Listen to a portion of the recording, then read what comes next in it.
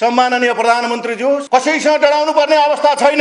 त्यही दिन नै सस्पेन्ड गरेर अन्तरिम विधानको रूपमा प्रस्तुत गरेर यी भाइ बहिनीहरूलाई पनि त्यहाँ समेटेर विभिन्न एक्सपर्टहरूलाई गर्न सक्ने मानिसहरूलाई राखेर भटाभट कालकोठरीमा लाने 24 आवर्समा गरेको नेपालको जेनजीको रिभोल्युसनले एउटा इतिहास निर्माण गरेको छ र भ्रष्ट शासनलाई ज्वरो उखाल्ने काममा लागेको छ भनेर गर्वको विषय छ। हामी साथमा छौँ। अहिले मात्र भनेको होइन, बहुत कठिन अवस्थामा छाती खोलेर हिँडेका मानिसहरू। खुल्ला हृदयले भन्नुहोस्, जेएनजी पुस्ताले यत्रो गरेर आन्दोलन गरेको कुरालाई फेरि संविधान भनेको लिभिङ डकुमेन्ट हो। यो परिमार्जन हुन्छ, गर्न सकिन्छ, अमेन्डमेन्ट हुन्छ, बकाइदा हुन्छ। संविधानमा काहीँ भ्रष्टाचारी गर्न पाइन्छ भन्ने थियो? संविधानमा गठजोड गरेर मनप्रति गर्न पाइन्छ भन्ने काहीँ लेखेको थियो? तपाईले 62-63 सालको आन्दोलन गर्दै गर्दा तपाईको सभामुख त्यही तोक्नु भएको होइन? भ्रिकुटी मण्डप अगाडि म साथी छु। त्यतिखेर संवैधानिक काम क्रियाकलाप भएका थिए? कुन आन्दोलनमा कुन भएको थियो मलाई भन्नु संवैधानिक क्रियाकलापले? अनि के गर्दै हुनुहुन्छ? खुट्टा कमाउनु पर्ने अवस्था छैन।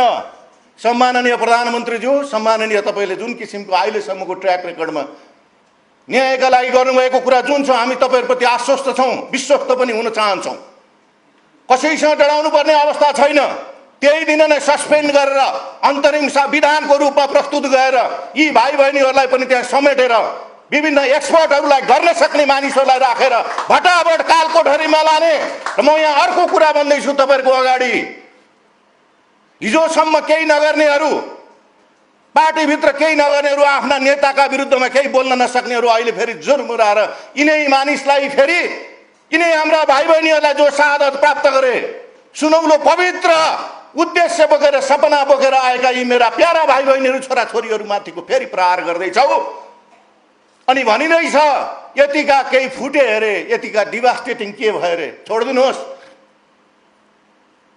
देशको डकुमेन्टको आधारमा डकुमेन्ट छ। वादी प्रतिवादी कसै कहाँ होला, नभए कोही वकिल साहबले राखेका होला, नभए कहीँ न कहीँ डिजिटल ट्रान्सफर कहीँ राखेका होलान्।